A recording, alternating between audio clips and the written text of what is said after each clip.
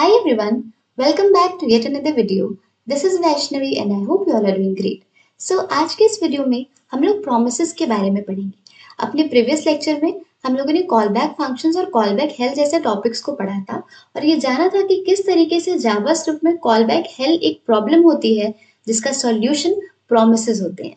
तो यहाँ पर हम प्रोमिसेस के बारे में जानेंगे कि किस तरीके से ये हमारे कोड को और ज़्यादा सिंप्लीफाई करते हैं और हमें हेल्प करते हैं कि जो एसिंक्रोनस ऑपरेशंस हैं उन्हें बेटर वे में हम हैंडल कर सकें, जिसकी मदद से हमारे कोड की रीडेबिलिटी और मेंटेनेबिलिटी इंक्रीज होती है.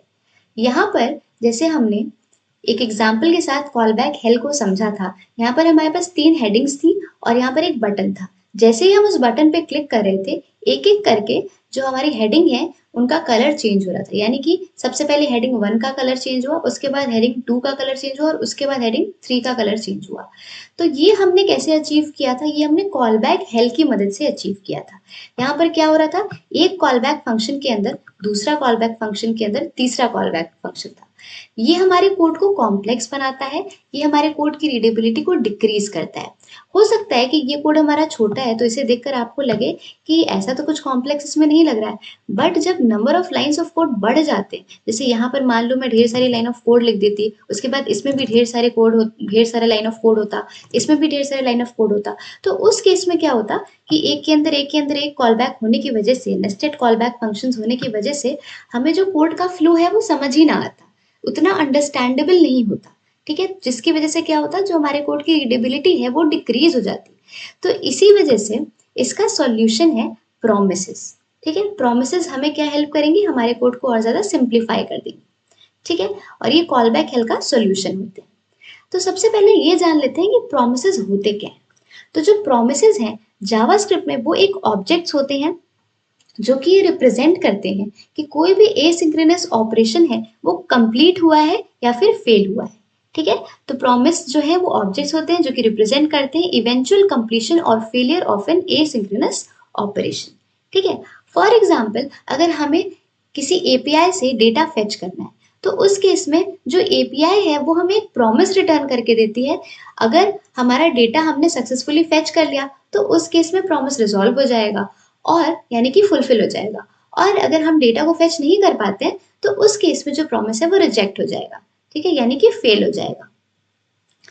तो अब हम ये समझेंगे कि जो प्रॉमिस है वो बेसिकली इन 3 में से किसी एक स्टेट में होता है. पहला स्टेट है पेंडिंग, दूसरा स्टेट है फुलफिल्ड और तीसरा स्टेट है रिजेक्टेड. पेंडिंग जो है वो किसी भी प्रॉमिस की इनिशियल स्टेट होती है. ठीक है, इनिशियल स्टेट में प्रॉमिस हमारा पेंडिंग होता है, यानी कि वो ना ही फुलफिल हुआ है ना ही रिजेक्ट हुआ है.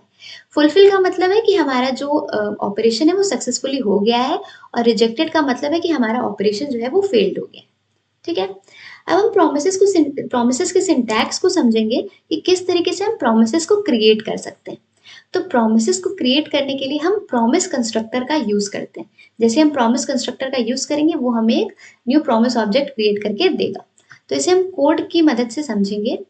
यहाँ पर हम क्या करेंगे, कॉन्स्ट कीवर्ड का यूज करेंगे और यहाँ पर ये प्रॉमिस हम क्रिएट करेंगे, न्यू कीवर्ड यूज करेंगे और ये प्रॉमिस कंस्ट्रक्टर यूज करेंगे.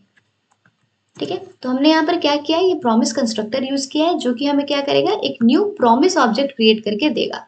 ठीक है, इसका नाम आप कुछ भी ले सकते थे, ए बी सी, कुछ भी जो आपका मन है आप वो ले सकते हो. समझने में आसानी हो इसलिए मैं यहाँ पर प्रॉमिस ले रही हूँ.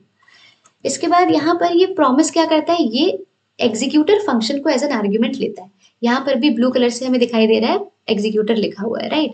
एग्जीक्यूटर फंक्शन को एज एन आर्ग्यूमेंट लेता है और ये एग्जीक्यूटर फंक्शन क्या करता है, ये एग्जीक्यूटर फंक्शन 2 आर्ग्यूमेंट्स लेता है. पहला है रिजॉल्व और दूसरा है रिजेक्ट. रिजॉल्व और रिजेक्ट ये दोनों ही क्या है, ये दोनों ही कॉल बैक फंक्शंस है जो कि जावास्क्रिप्ट इंजन्स में प्री डिफाइंड होते हैं. ठीक है, तो ये हमारा प्रॉमिस कंस्ट्रक्टर क्या करता है, ये प्रॉमिस कंस्ट्रक्टर जो है हमारा, ये एक एग्जीक्यूटर फंक्शन को एज एन आर्ग्यूमेंट लेता है और ये एग्जीक्यूटर फंक्शन 2 आर्ग्यूमेंट्स लेता है. पहला है रिजॉल्व फंक्शन और दूसरा है हमारा रिजेक्ट फंक्शन. ठीक है, अब यहाँ पर हम क्या देखेंगे, सिंपली अगर मैं यहाँ पर console.log कराऊं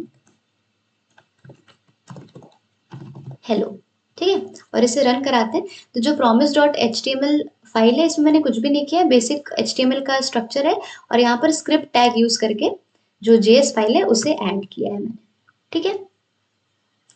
तो यहाँ पर हम इसे रन करेंगे और यहाँ पर इंस्पेक्ट करके अपने कंसोल में आएंगे। तो यहाँ पर हम क्या देख पा रहे हैं, यहाँ पर हमें हेलो प्रिंट हो रहा है। तो ये तो ऑब्वियस सी बात है क्योंकि हमने कंसोल में हेलो प्रिंट कराया तो हमें हेलो शो हो रहा है, ठीक है। बट यहाँ पर मैं क्या आप लोग को दिखाना चाहती हूँ कि किसी भी प्रॉमिस का अगर यहाँ पर मैं प्रॉमिस को लॉक कराऊं तो क्या देखने को मिलेगा, यहाँ पर हम देख पा रहे हैं कि प्रॉमिस की जो स्टेट है वो हमें यहाँ पर पेंडिंग दिखाई दे रही है। इससे हमें ये पता चलता है कि जो किसी भी प्रॉमिस की इनिशियल स्टेट होती है वो पेंडिंग होती है, कि अभी हमारा प्रॉमिस ना ही फुलफिल हुआ है और ना ही रिजेक्ट हुआ है, ठीक है। ओके, अब यहाँ पर इस लाइन को मैं हटा दूंगी और यहाँ पर ये जो रिजॉल्व और रिजेक्ट है इसको मैं आप लोग को थोड़ा एक्सप्लेन कर देती हूँ कि ये क्या होते हैं। तो जो ये हमारा प्रॉमिस कंस्ट्रक्टर था वो बेसिकली क्या कर रहा था, वो दो आर्ग्यूमेंट्स ले रहा था, रिजॉल्व और रिजेक्ट, ठीक है। तो हमारा जो रिजॉल्व कॉल बैक फंक्शन है वो प्रॉमिस को फुलफिल करने के लिए यूज होता है, ठीक है। और जो हमारा रिजेक्ट कॉल बैक फंक्शन है वो प्रॉमिस को रिजेक्ट करने के लिए यूज होता है, ठीक है। अब जो रिजॉल्व फंक्शन है वो क्या करता है, वो एक सिंगल आर्ग्यूमेंट को एक्सेप्ट करता है और उस सिंगल आर्ग्यूमेंट में जो भी प्रॉमिस की वैल्यू है या रिजल्ट है वो हम एज एन आर्ग्यूमेंट वो ले सकता है रिजॉल्व फंक्शन। और रिजेक्ट कॉल बैक फंक्शन क्या करता है, ये प्रॉमिस को रिजेक्ट करने के लिए यूज होता है और ये भी जो है वो सिंगल आर्ग्यूमेंट एक्सेप्ट करता है और ये एज एन आर्ग्यूमेंट क्या एक्सेप्ट कर सकता है, एरर ऑब्जेक्ट या फिर एरर मैसेज, ठीक है। तो इसे समझते हैं किसी एग्जाम्पल के साथ। यहाँ पर मैं क्या करूंगी, यहाँ पर हम लोग एक रैंडम नंबर नाम का वेरिएबल बना लेंगे और इसमें क्या करेंगे, मैथ डॉट रैंडम का यूज करेंगे। मैथ डॉट रैंडम मेथड क्या करेगा, 0 से 1 के बीच में कोई भी रैंडम नंबर जनरेट करके दे देगा जो कि इस वेरिएबल में स्टोर हो जाएगा, ठीक है। अब हम क्या चाहते हैं कि अगर जो हमारा रैंडम नंबर है वो ग्रेटर है 0.5 से, ठीक है, क्योंकि 0 से 1 के बीच में ही रैंडम नंबर जनरेट होगा। तो अगर वो नंबर 0.5 से ग्रेटर है तो उस केस में हम चाहते हैं कि रिजॉल्व फंक्शन हमारा कॉल हो जाना चाहिए। क्यों, क्योंकि उस केस में हमारा प्रॉमिस रिजॉल्व हो जाएगा, ठीक है। और अगर ऐसा नहीं होता है तब उस केस में क्या होना चाहिए, यानी कि अगर हमारा रैंडम नंबर 0.5 से छोटा होगा तो उस केस में क्या होगा, उस केस में हमारा रिजेक्ट मेथड कॉल हो जाएगा क्योंकि तब हमारे प्रॉमिस को क्या करेगा, ये रिजेक्ट कर देगा, ठीक है। अब हमारा जो रिजॉल्व है वो क्या आर्ग्यूमेंट लेता है, वो आर्ग्यूमेंट लेता है रिजल्ट या फिर वैल्यू, ठीक है, जो कि वो चाहता है कि प्रॉमिस के फुलफिल होने पर हो। तो यहाँ पर हम क्या लेंगे, यहाँ पर हम सिंपली चाहते हैं इस रैंडम नंबर को ये एज एन आर्ग्यूमेंट ले ले, क्योंकि जो रैंडम नंबर है यही हमारा रिजल्ट होगा, यही हमारा वैल्यू होगा। और रिजेक्ट क्या करेगा, रिजेक्ट हमारा एरर ऑब्जेक्ट को एज एन आर्ग्यूमेंट ले सकता है। तो यहाँ पर हम क्या करेंगे, एरर ऑब्जेक्ट यहाँ पर ले लेंगे और यहाँ पर लिख देंगे कि the random number is less than 0.5। तो हमारे पास ये एरर मैसेज हमें देखने को मिलेगा। तो हमने क्या किया, हमने प्रॉमिस जो है वो क्रिएट किया इस प्रॉमिस कंस्ट्रक्टर का यूज करके और यहाँ पर रिजॉल्व फंक्शन हमारा क्या करेगा, प्रॉमिस को रिजॉल्व कर देगा, फुलफिल कर देगा और रिजेक्ट मेथड क्या करेगा, हमारे प्रॉमिस को रिजेक्ट कर देगा। कंडीशन हमने क्या लगाई है कि जो भी रैंडम नंबर जनरेट हो रहा है अगर वो 0.5 से ग्रेटर है तो उस केस में रिजॉल्व मेथड को कॉल कर दो, यानी कि उस केस में हमारा प्रॉमिस फुलफिल हो जाएगा। और अगर हमारा नंबर 0.5 से लेस है तो उस केस में रिजेक्ट मेथड को कॉल करो, यानी कि हमारा प्रॉमिस रिजेक्ट हो जाएगा, ठीक है। और ये जो रिजॉल्व मेथड है वो क्या कर रहा है, वो आर्ग्यूमेंट में रिजल्ट ले रहा है या वैल्यू ले रहा है और रिजेक्ट मेथड क्या लेता है, एरर ऑब्जेक्ट या एरर मैसेज को वो एज एन आर्ग्यूमेंट लेता है, ठीक है। तो ये तो हमने सक्सेसफुली क्या किया, अपना जो प्रॉमिस है उसे हमने क्रिएट कर लिया। बट इस प्रॉमिस को हम हैंडल कैसे करेंगे, यूज कैसे करेंगे, यानी कि जो भी रिजल्ट आएगा प्रॉमिस का उसको हम हैंडल कैसे करेंगे, तो ये हम अभी सीखेंगे, ठीक है। तो यहाँ पर नोट्स में हमने देख रहे हैं यहाँ पर कि to handle promise result we use then and catch method, यानी कि जो प्रॉमिस का रिजल्ट है उसे हैंडल करने के लिए हम डॉट देन और डॉट कैच का यूज करते हैं, ठीक है। डॉट देन हम तब यूज करते हैं जब हमारा ऑपरेशन सक्सीड हो जाता है। तो जब हमारा ऑपरेशन सक्सीड हो गया तो उस केस में क्या होगा, ये हमारा डॉट देन स्पेसिफाई करता है।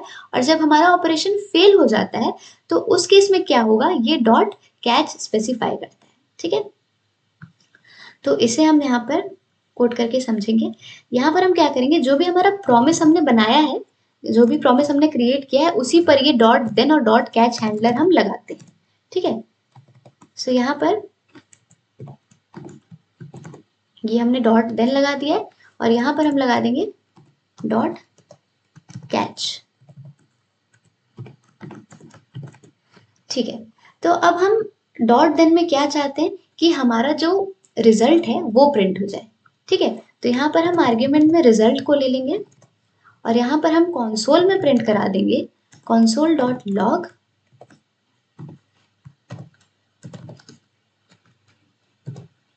द रिजल्ट इज, या फिर लिख देते हैं द रैंडम नंबर इज, और यहाँ पर ये रिजल्ट। ठीक है, तो यहाँ पर क्या प्रिंट हो जाएगा, रिजल्ट, यानी कि ये जो रैंडम नंबर जो कि 0.5 से ग्रेटर है वो यहाँ पर प्रिंट हो जाएगा।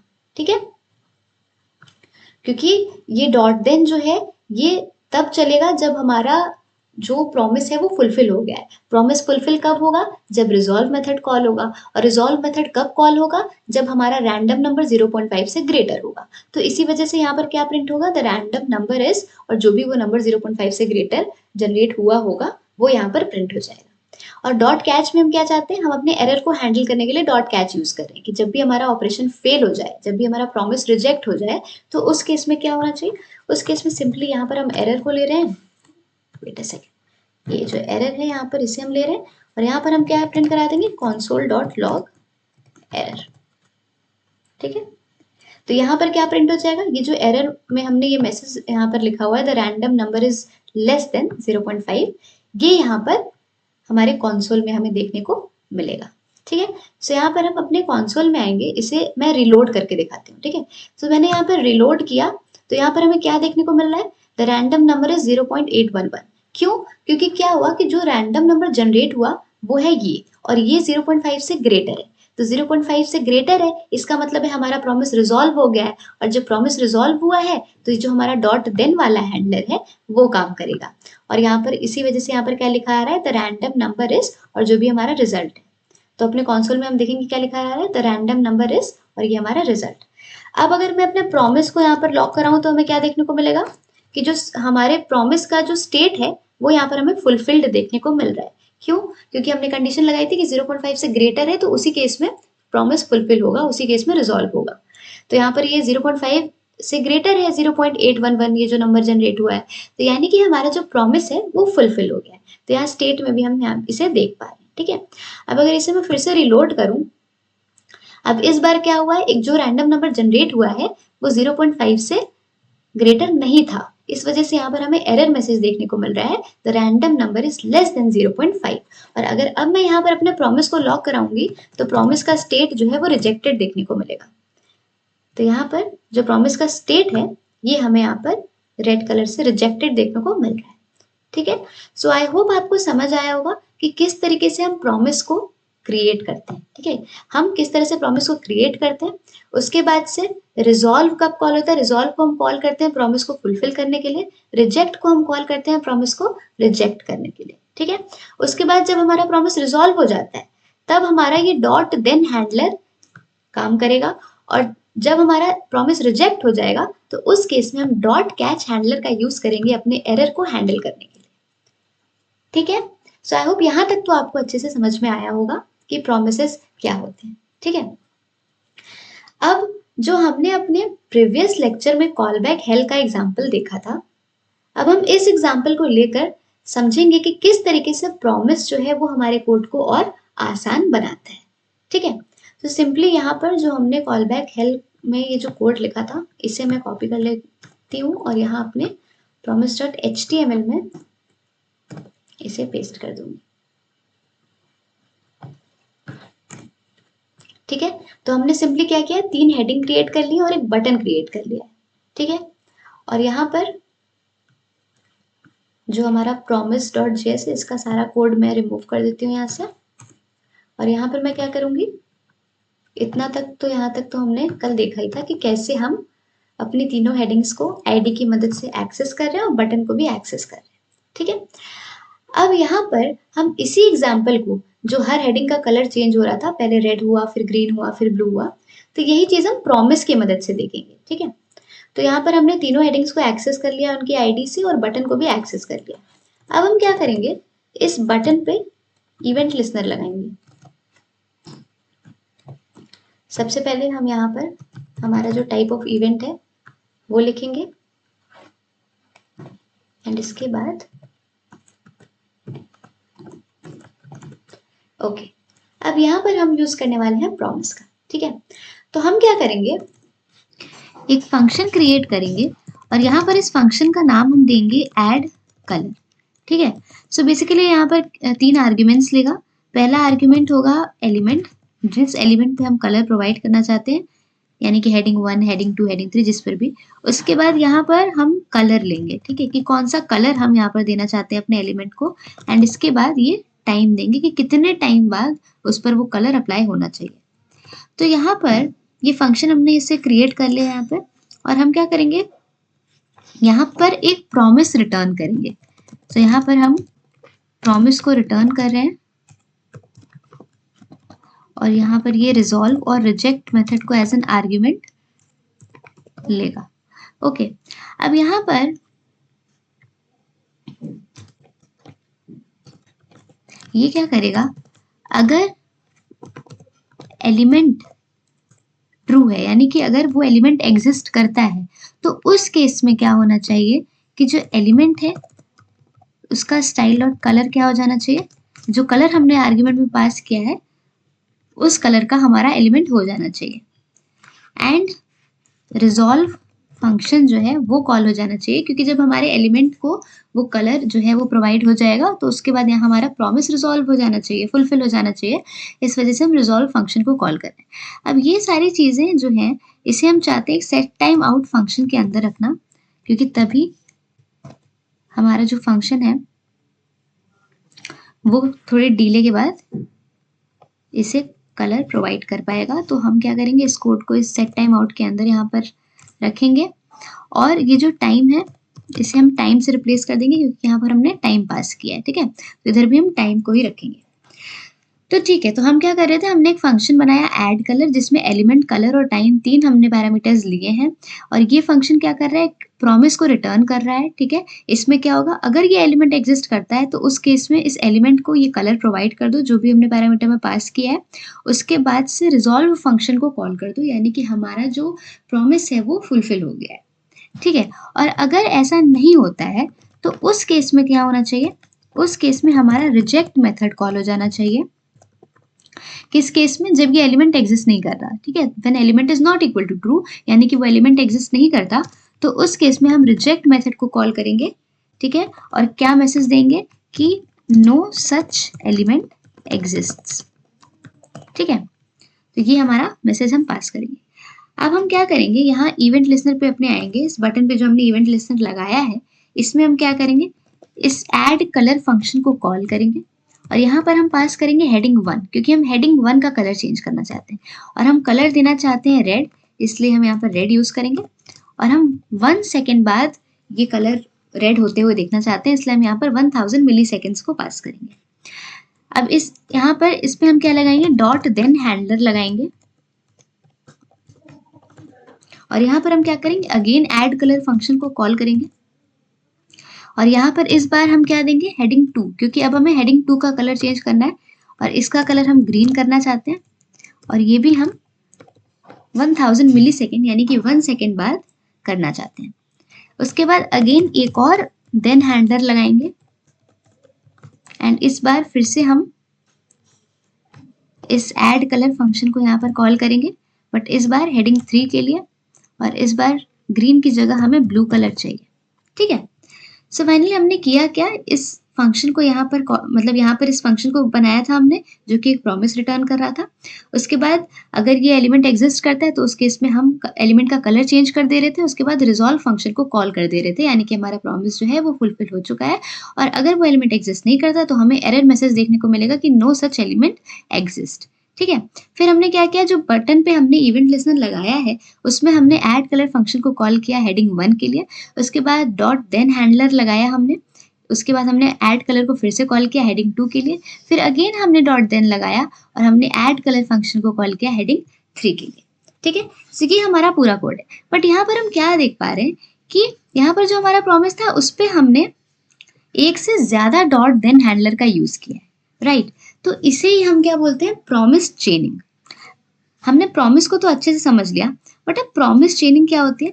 प्रॉमिस चेनिंग का मतलब है कि किसी प्रॉमिस पर अगर हम एक से ज्यादा यानी कि मल्टीपल देन हैंडलर को अटैच करते हैं तो उसे ही हम प्रॉमिस चेनिंग बोलते हैं। So promise chaining refers to the practice of linking और attaching multiple then handlers to a promise. ठीक है, तो यहाँ पर हमने क्या किया है अपने कोड में, यहाँ पर हमने एक से ज्यादा यानी कि मल्टीपल देन हैंडलर्स को ऐड किया है अपने इस प्रॉमिस पे। इसका मतलब है यहाँ पर प्रॉमिस चेनिंग हो रही है। ठीक है, अब प्रॉमिस चेनिंग से क्या होता है कि हम हमारा कोड का एग्जीक्यूशन है वो सीक्वेंशियल हो जाता है, यानी कि जो हमारे एसिंक्रोनस ऑपरेशंस हैं वो एक स्पेसिफिक ऑर्डर में एग्जीक्यूट करेंगे और हर देन हैंडलर जो है वो एक स्टेप की तरह रिप्रेजेंट करेगा। यानी कि अगर हम यहाँ पर देखें स्टेप, अगर कोई भी जैसे यहाँ पर कोड है तो हर एक डॉट देन हैंडलर जो है वो एक स्टेप की तरह काम करेगा।